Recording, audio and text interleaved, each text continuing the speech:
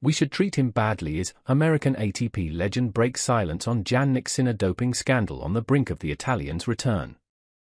The familiar adage "you win some, you lose some" takes on a sharper edge when controversy strikes.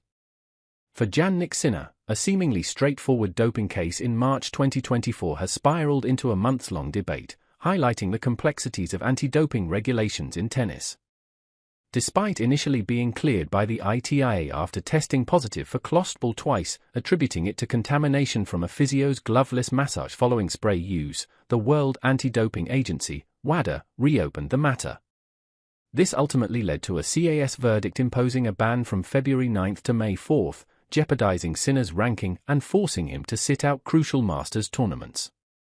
The handling of his case has now been exemplified by Patrick McEnroe's dissenting view.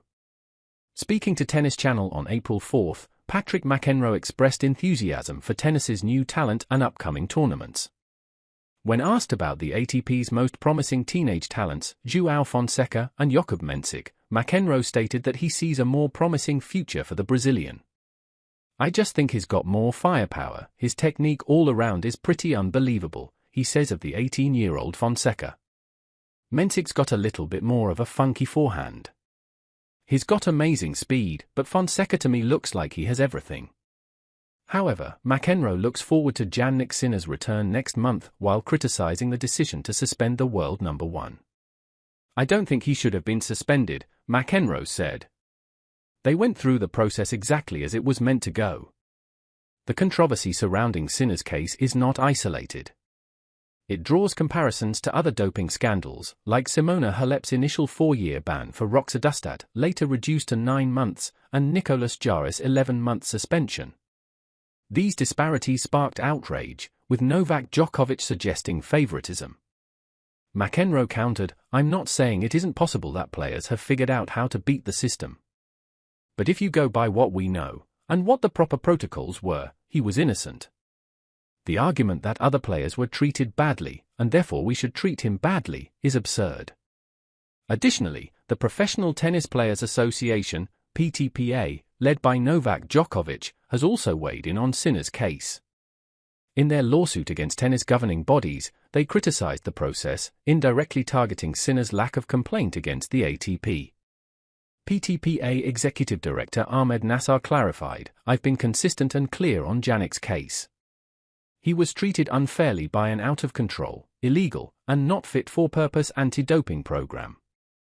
Nassar emphasizes that Sinner is also a victim of the flawed system. The solution here is not to treat him more unfairly, in line with other players. Nor is the solution even to treat other players as unfairly as Jannik. Our solution is to treat all players fairly. As the debate continues, all eyes are on Sinner's return to the court in May.